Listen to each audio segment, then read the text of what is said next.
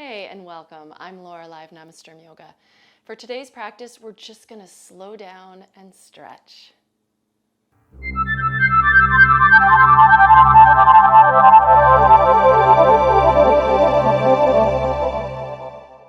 So thanks for joining me. If you're new to my channel, I tend to teach vinyasa yoga style practices, but I do like to every once in a while do something that's a little slower, a little more stretchy, a little more mellow, because I do think we all need balance from time to time.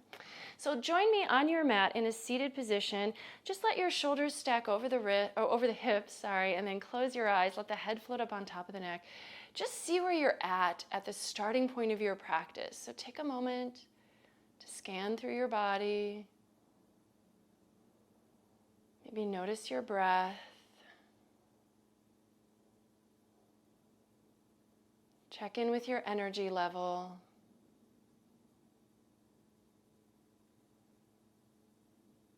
And if there's anything else you happen to be feeling right now, give yourself a second just to notice it. Try not to take a deep dive or explore or analyze why you're feeling what you're feeling, but just let yourself notice, because that is your starting point. It is your moment-to-moment experience. And then open the eyes. On an inhale, let's reach the arms out and up. Maybe bring the palms together and look up. Exhale, drop those palms together in front of the heart. Inhale, reach the arms. We'll just do this a couple more times. Exhale, palms together. And then inhale, reach the arms. Exhale, palms in front of the heart. And then we're going to take the left hand over to the right leg. Simple seated twist. Just turn over the shoulder. One thing I like about slowing down, although sometimes I get antsy and want to move, but it does give you a chance to really notice, to feel like you don't have to rush to get anywhere, but just see, okay, how's my spine feeling today? Can I go a little further, or do I need to back off a little bit? Pay attention, be mindful. And then let's just switch the direction of the twist, right hand to left knee.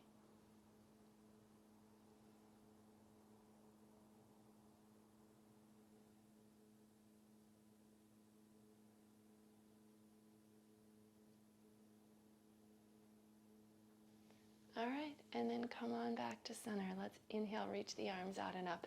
This time we're going to interlace the fingers and press the palms up towards the ceiling. Initially, the shoulders might move up with the arms, and that's okay, but what we're going to do now is just try to soften the shoulders down away from the ears. We don't need to push them down, but just let them relax a little bit while we still keep the energy through the arms. And then from here, let go of the fingers, take the right hand to the floor, let the left arm move over for a side stretch.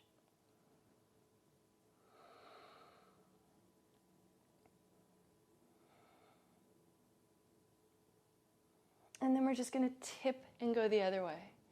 Left hand, right arm.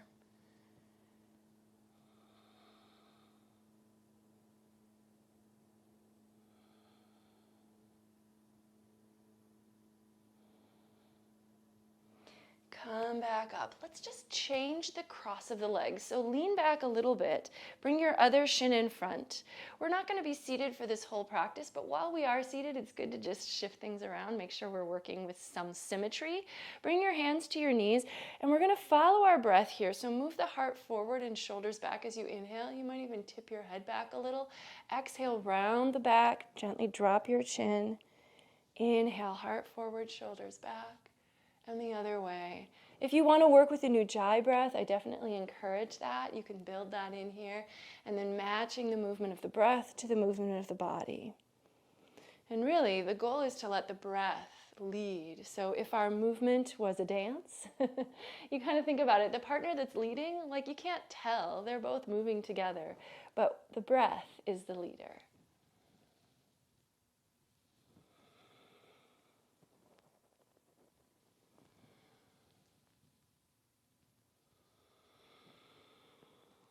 Okay, great. Now let's go ahead and uncross the legs completely. Bring the feet to the floor. We're going to use the hands to move the hips up to come to a squat. Now, for a lot of you, you may have to lift your heels in order to get to a squat. That's okay. But some of you might also be able to keep the heels down. And if you can, let them stay down. we're just going to hug in. So go ahead and grab your shins with your arms. Let your head drop.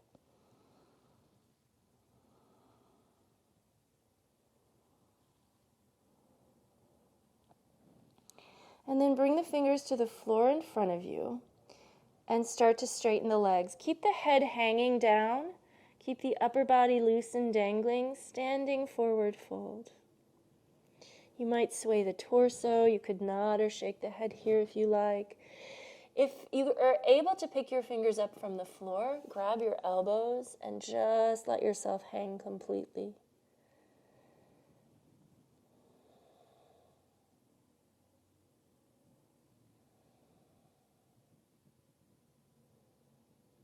If we stay long enough, you might start to feel some decompression in the spine.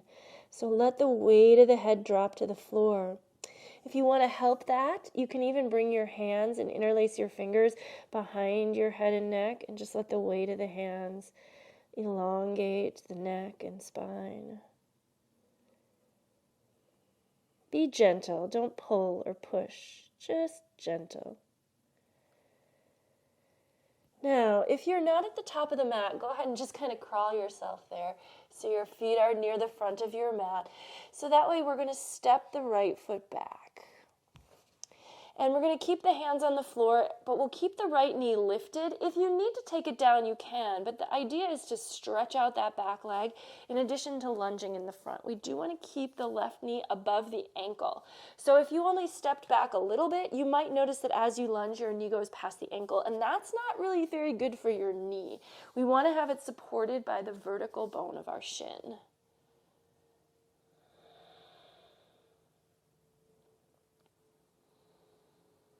From here, let's go ahead and take that back knee down, extend the back foot, plant the left hand inside of that left foot. Your shoulder and knee might be meeting here, and then take your right arm up. Nice twist. Go where you can here. So you might find that your arm only comes like to shoulder height. That's okay. Don't force it. Shoulder against the knee as a little leverage, and then turn back to the floor. Now let's go ahead and take that left knee back to meet the right knee, and we can take some cat-cow stretches here. So with our palms on the floor under our shoulders, head and tail lift, chest and belly drop on an inhale, and then going the other way to cat pose for the exhale. Let's just do like 3 or 4 of these. This is very similar to what we did in our seated position, in terms of the flexion and extension of the spine. But then now we can also go side side. This is probably going to feel smaller, but you can move your right head towards your right hip, like you're making a C with your body, and then go the other way. And then you can go faster if you want to. Sometimes I like to pick up my feet and let them move behind me, almost like a wagging tail that is really just counterbalancing. You can go pretty fast if you like. Sometimes that feels good. If it doesn't feel good to flip around like that, stay slow, be mindful. Okay, and then coming back to center, let's tuck toes. We are going to go to a downward facing dog. If you don't like down dog, so down dog, obviously heart back, hips high. You can do something which is kind of like a puppy dog pose, so your knees would stay on the floor, but you're still going to move back. You're not going to drop your hips to the heels like child's pose, but you just lengthen the arms as best you can so that you're elongating that torso. But if you can take down dog, go ahead and take down dog, and if you want to take a little time to pedal through the feet, feel free to do that.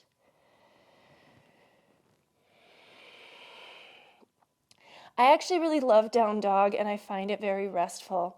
I know when I was new to yoga, that was not my experience of the pose, though. So if you're newer to the practice, this can get tiring. Feel free to drop your knees to the floor when you need to. It's more important to align the pose in the upper body than to worry about straightening the legs as well. So root down and lift up with the hips. If the knees are deeply bent, that's fine. But sometimes in class, I'll see people trying to straighten the legs and dropping the heels, and what happens is they almost end up in a rounded plank pose. Their upper body just won't lean back with straight legs. So listen to your body and find that height with the hips and elongation in the torso. And then let's walk the feet forward, coming back to a forward fold. Feet are about hip distance. Let's bend the knees. We're just going to roll up through the spine to standing. And this might take a couple of breaths. It's okay if it does. You don't have to rush, but really trying to articulate the vertebrae of the spine. Roll the shoulders back. Yep. Reach the arms out and up. Exhale, swan dive forward over the legs, leading with the heart. When you get to the bottom, bend the knees. We're going to roll up. We'll just do this a couple more times. This should feel good. Try to follow the breath, but there really should never feel like there's a rush here.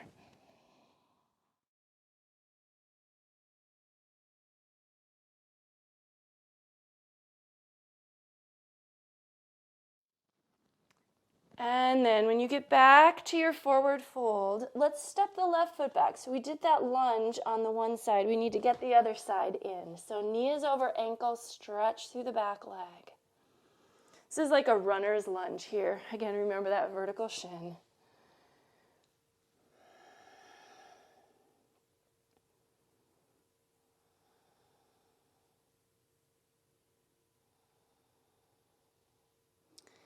And then taking your left knee down, you can extend the toes behind you. We're going to move the right hand inside of the right foot. Push the right knee into the shoulder and the shoulder into the knee so that that stays vertical. And then see if you can twist, take the left arm up.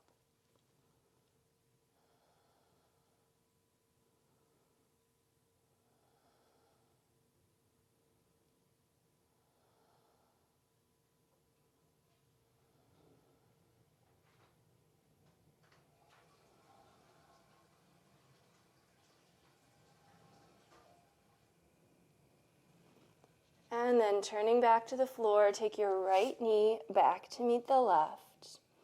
So what we're going to do now is we're going to take the right arm forward and the left leg back. See if you can find some balance here. Now you could just stay in balance and extend, but if possible, bend your left knee, reach back with the right hand for the foot, pulling the heel up and away from the hip. So this is a back bend. We should be stretching across the shoulder on the right side and the thigh on the left side, but it is also balancing. So do your best with that challenge as well. And then release, and we'll switch sides. So left arm out, right leg back.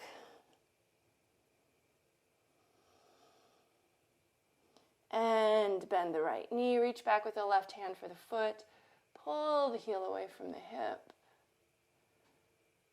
Do your best with the balance. Steadying your gaze at a single point will help stabilize you. And let that go. And we're going to go to down dog again.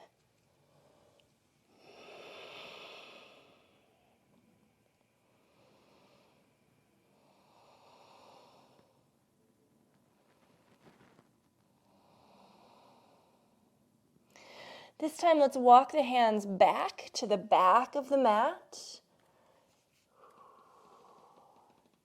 And then bend the knees and roll up to standing from here. Shoulders back. Let's take the feet out wide, and we're going to take a wide-legged forward fold. So this would be Prasarita Padottanasana.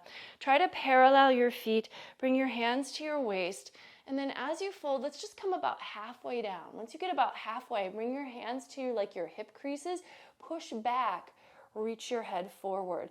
Lean your weight slightly forward towards the balls of the feet. Engage your quads, open the backs of the legs. Now, after a moment of that, we've really engaged our legs. Let your hands come to the floor and just let go with the upper body. So no need to elongate it anymore, just let it drop down. Keep your weight forward. Relax your neck.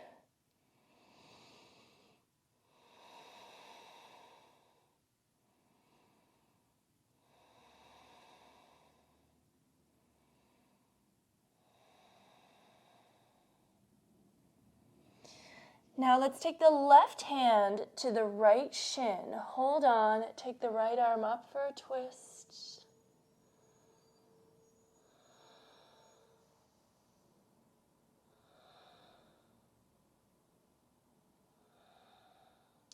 And then from here, bring both hands over by that right foot. We're going to pivot around, pivot the right foot, pivot, pivot, pivot, and then step the left foot a little to the left and a little closer in so that we can be in pyramid pose.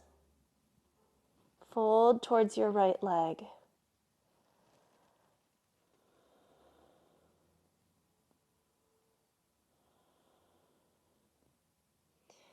Walk the fingers further forward. Let's take a standing split. This is also requiring a little bit of balance, but our hands can stay on the floor.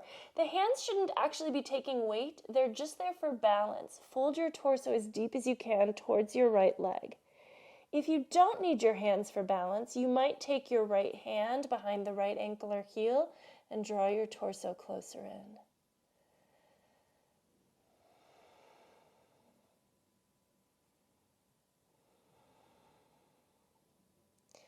Step the left foot to the back of the mat, and let's come on up. We're going to turn the feet parallel again. We're going to take another wide-legged forward fold, but this time we're going to stretch the shoulders. So our second variation, take hands together behind the back, interlace your fingers, draw the shoulder blades together. If those hands don't meet, you can put something between them. Like in a class, we'd have a strap, but you could also use a little towel or even a t-shirt or a sock would work, right? Let your heart lead as you fold.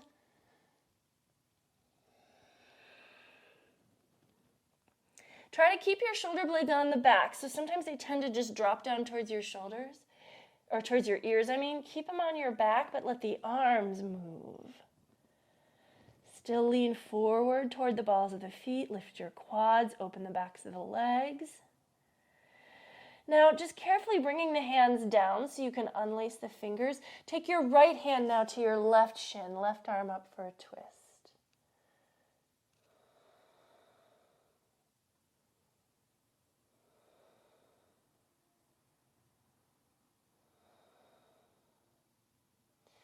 Then moving both hands up by your left foot. Pivot that left foot so it's aimed towards the short end of your mat. Step your right foot closer and maybe a little to the right as well. So the feet shouldn't be lined up on a tightrope here. Left foot slightly to the left of the center line of the mat, right foot slightly to the right of the center line of the mat. We do want that right heel down as you fold in for pyramid pose. Attempt to level the hips. If you shift all your weight back, your hips are going to skew. If you shift all your weight forward, your hips are going to skew. So sometimes if your hips aren't level, it's just a matter of where you've put your weight. And then fingers come forward for a standing split, this time on the left side. Right leg floats up. Do what you can with this pose. If it feels good, go deeper. You can draw your torso towards your left leg.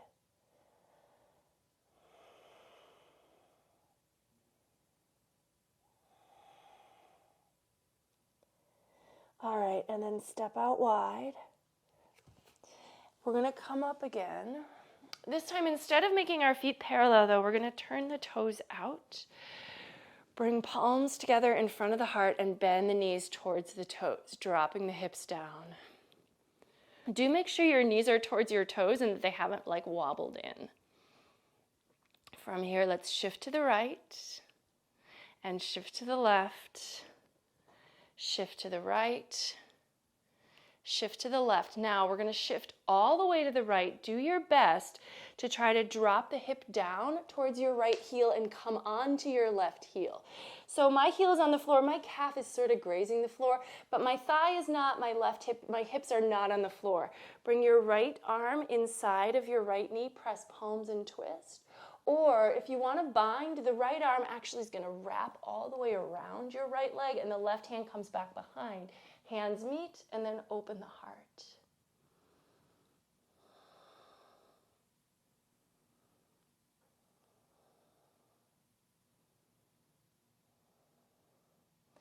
All right, let go of the bind or the twist, but we're going to actually now intentionally lower that left hip to the floor.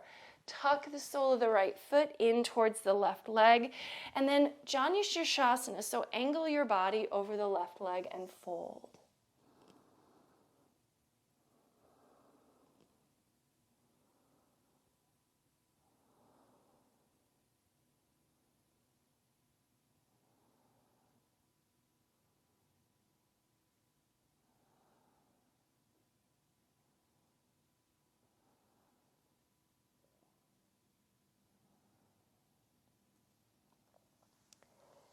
Come on up. Bring the feet together, but keep the knees bent. Hands behind you. See if you can lift your hips and then move your hips to your heels. Start to point the knees to the ground. You might need to adjust your hand position here. Maybe let the head fall back. This is different from camel pose. Here our hips are on the heels. We're stretching the legs, the shoulders a little bit. And then go ahead and walk yourself out of that.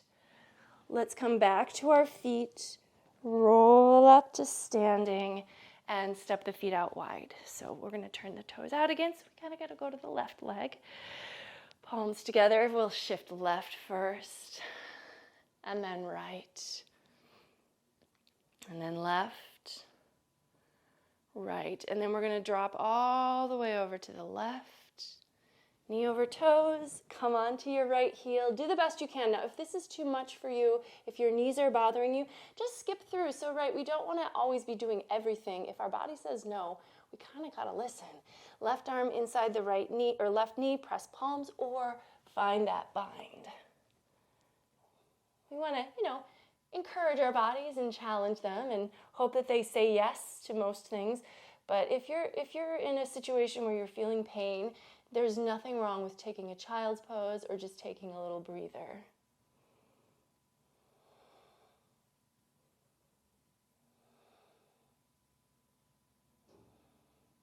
And then we're going to lower all the way to that right hip and then set up for Janushirshasana towards the right leg. So you can tuck the sole of the left foot in, flex the right foot, reach the arms, and fold.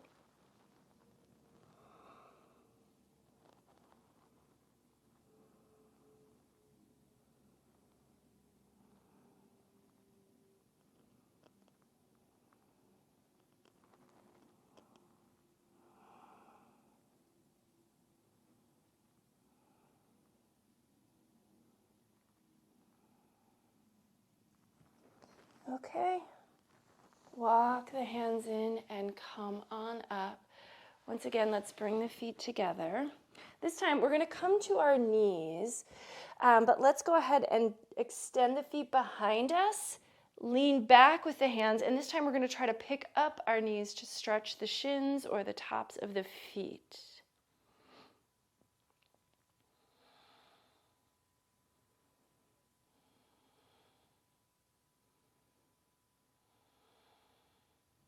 And then rolling back onto your shins.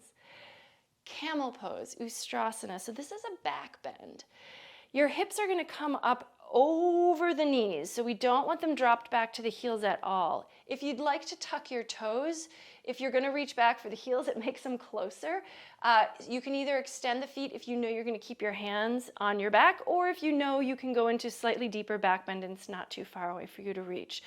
Tuck the tail, keep the hips over the knees. Your chin can stay in or your head could go back. If you're letting it go back, not midway, because this is going to strain your neck, all the way back. Drop it to your shoulders. Breathe here.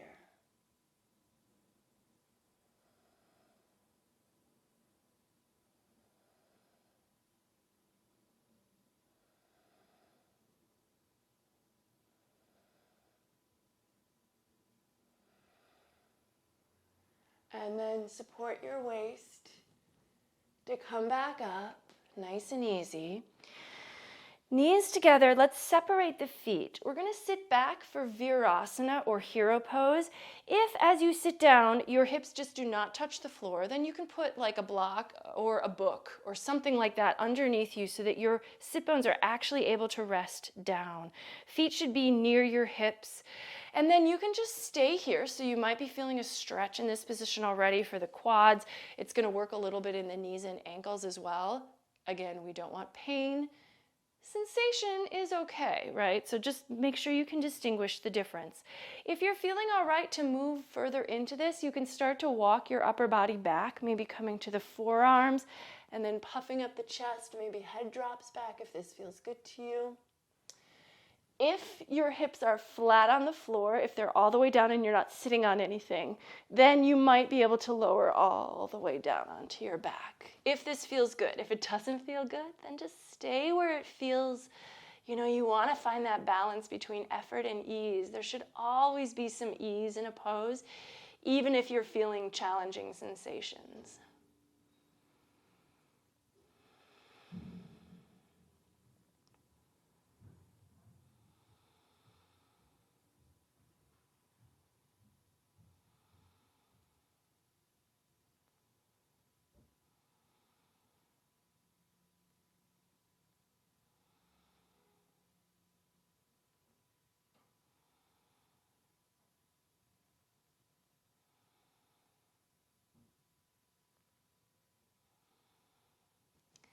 Okay. When you're ready to come up, support yourself. Be gentle. Hands come on up. And let's come on up out of that. Drop to your left hip. Let's take the right foot over. Use your left arm around or past the right leg to twist.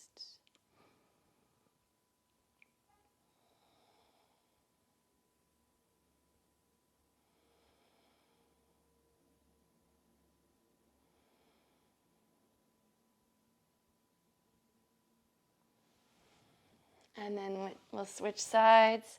Right foot under, left foot over.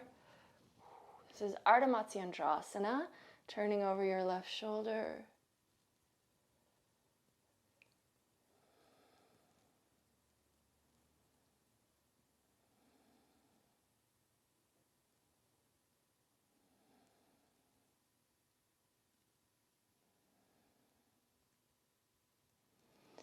All right, and then release. Let's take the legs out. So now we're just going to go into a nice extended forward fold. So keep the legs a little engaged. So quads activate, feet flex. Reach the arms out and up, and then falling into Paschimottanasana. So the legs stay strong and engaged, but the upper body can just start to drape. Because we're going to be here for a little while, there's no rush to get to our deepest stretch. So let that evolve. As you start to open up, like as your hamstrings start to release and relax, gravity is going to do almost all of the work for you, allowing your body to just sink deeper towards your legs. If it's natural and comfortable for you to reach the feet, that's fine. You can gently pull the pinky toe side of the ball of the foot back towards you. But really try to let the upper body be relaxed. So we don't want to be straining with the arms or the shoulders. If you get to a point where you can drop the head and let the neck relax, let that happen as well. Just try to let go here. Although the legs are still using some effort, the rest of the body should be soft and easy.